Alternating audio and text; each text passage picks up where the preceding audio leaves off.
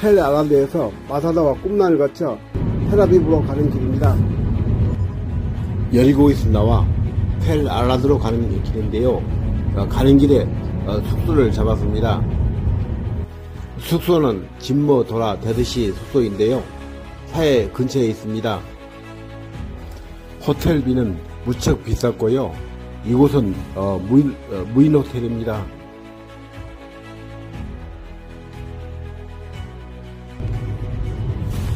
텔 아라드로 가는 길입니다. 텔 아라드는 이스라엘 왕국 시대의 성읍 흔적과 가나안 시대의 도시 흔적이 남아있는 이스라엘 국립공원입니다. 여기가 아라드 시내인데요. 이 도시는 사막 꼭대기에 있는 것 같는데요.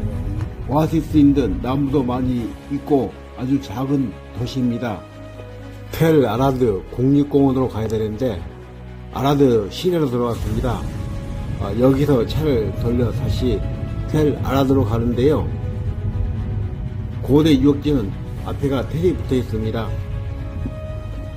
텔 아라드에 도착했습니다. 이 텔 아라드는 BC 3000년경 주위보다 40m 높게 지어졌다고 하는데요. 성경에는 아라스로 나옵니다. 성체로 올라가는 길인데요. 요새인 성체는 솔로몬 왕이 만들었다고 합니다. 솔로몬 왕이 죽고 남유다와 북이스라엘로 분열된 후 5년이 못된 BC 925년에 이스라엘 시사그 침공으로 아라드 성체가 파괴되었다고 하는데 이 사실이 이집트 눕도르 칸락 신전에 기록되어 있다고 합니다. 성체의 크기는 가로 50, 세로 50m이며 약 5m 두께의 방어용 방벽과 2개의 망루에 의해 보호된 문이 있습니다. 성체에 들어서면 헬레넴 시대의 망루가 있고 그 요새 안에는 성문과 엘리야시브 집 그리고 저장고, 번제단, 지동소 등이 있습니다. 여기는 성체 내부입니다.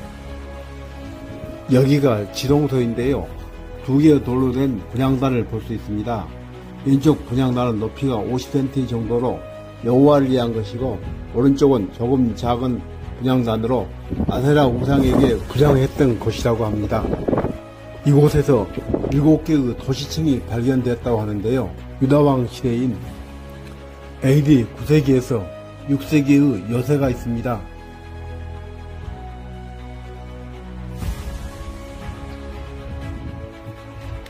여기는 가나안 시대의 도시 궁전이 있던 곳입니다. 솔로몬이 수많은 이방 여인과 결혼하여 우상을 들어오게 한 것으로 보이고 이 궁전에서 솔로몬으로 이방 여인이 귀가한 장소로 보입니다.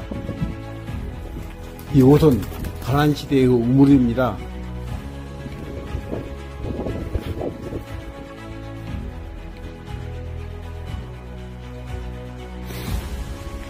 이곳은 가나안 시대의 곡물 저장소로 들어가는 길인데요. 이곳이 그 곡물 저장 장소입니다.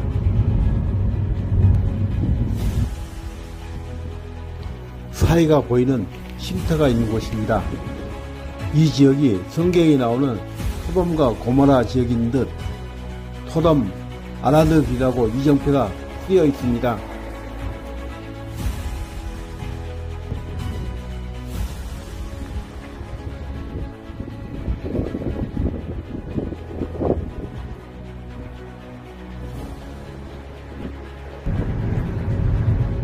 사이를 끼고 90번 도로를 달려 마사다로 가는 길인데요.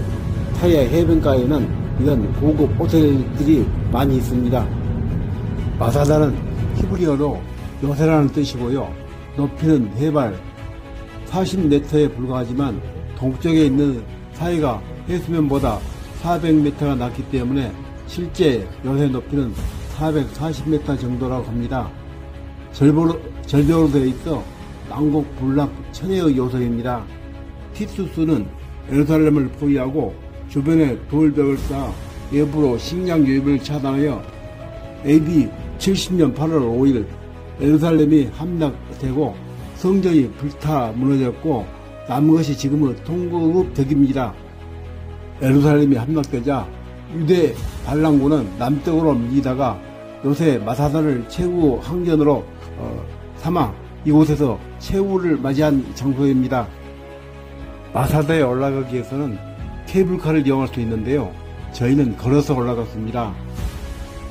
걸어서 약 1시간 정도 걸리는데요. 가파른 경사로로 구불구불해서 뱀길이라고 합니다. 여기가 뱀길 입구입니다.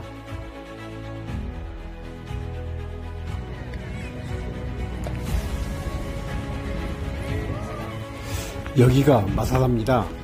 마사다는 과거 율리우스 카이사르 사후에 옥타비아누스가 로마 권력을 놓고 다투던 안토니우스의 여인 이집트 클레오파트라와 관련이 있는데요. 팔레스타인 지역을 통치하던 헤롯 대왕은 이집트 클레오파트라가 팔레스타인을 손에 넣고 싶어 한다는 소문을 듣고 이집트 공격을 피해 가족들과 함께 피신했던 곳입니다. 그리고 AD 70년경 로마와 유다 간 전쟁에서 패배한 열심당원 장군들이 3년간 끈질긴 항거를 했던 최후 장소입니다.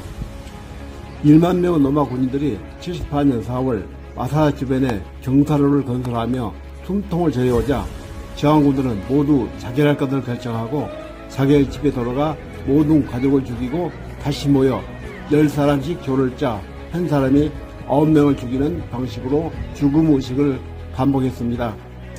마지막 한 사람이 요새에 불을 지르고 자결했는데요.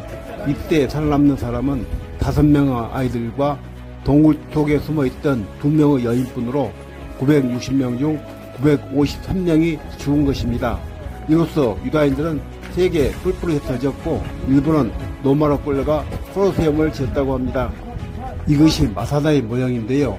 배 모양으로 되어 있고 서궁과 성벽이 무너진 곳, 목욕탕, 창고, 채석장, 수영장 등이 있습니다. 여기는 헤롯 궁전입니다. 욕실에 하얀 벽토를 바르고 그 위에 그린 프레스코와 흔적이 남아있습니다.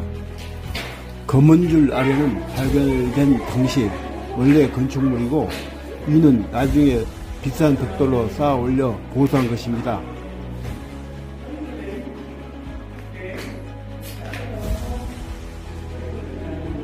여기는 마사다 항쟁 당시 곡식 창고로 사용했던 곳이라고 합니다. 이 창고는 헤롯 대왕이 건설을 했다고 하는데요. 1만 명의 군인들이 먹을 수 있는 식량과 무기가 들어갈 수 있게 되어 있다고 합니다. 능선이 보이는데요.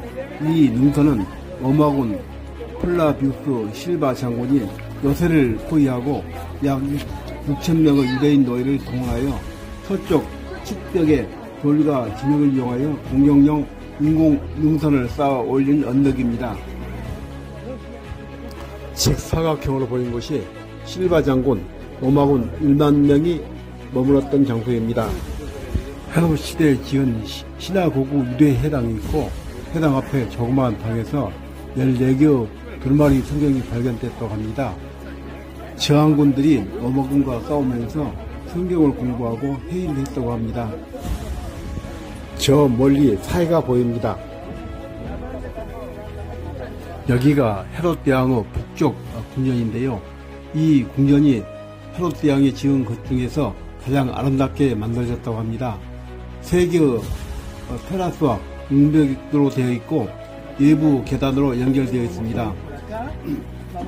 헤롯은 율리우스 카이사르가 BC 47년에 안티파테르 2세를 유대의 행정관으로 임명하고 안티파테르는 5자녀 중 둘째인 헤롯을 갈릴리 총독으로 임명했는데요.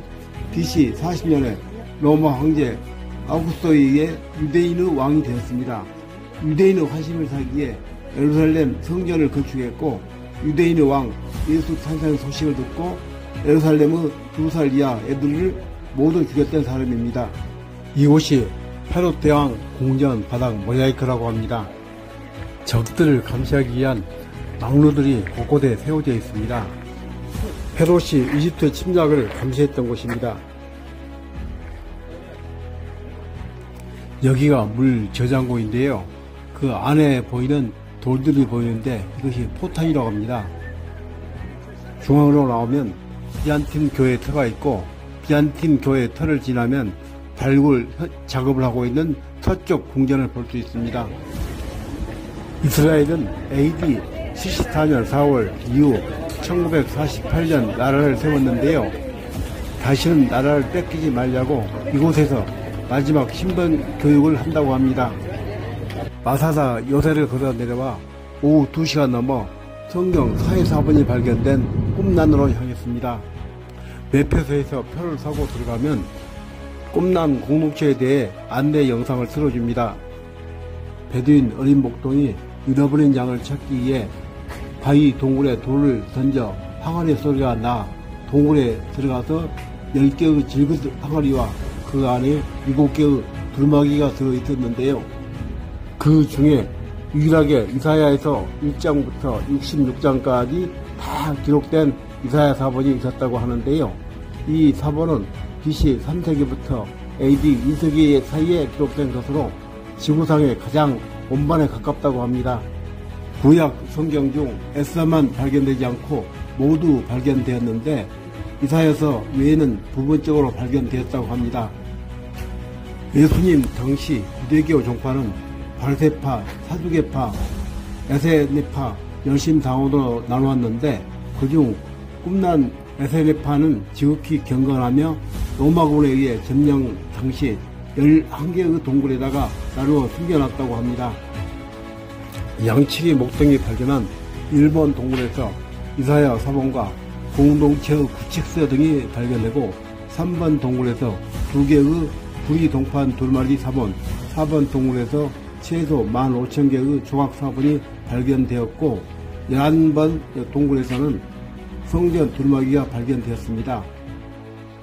이 꿈난에서 900개의 두루마기 사본과 33권의 기록들이 히브리어와 아람어로 기록되었고 15,000벌의 가죽과 파피루스로 만들어졌습니다.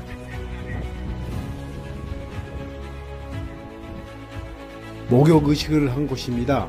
성경을 필사하면서 여호와라는 단어가 나올 때마다 몸을 정결하게 하기 위해 탕에 들어가 씻고 나왔다고 하는데요.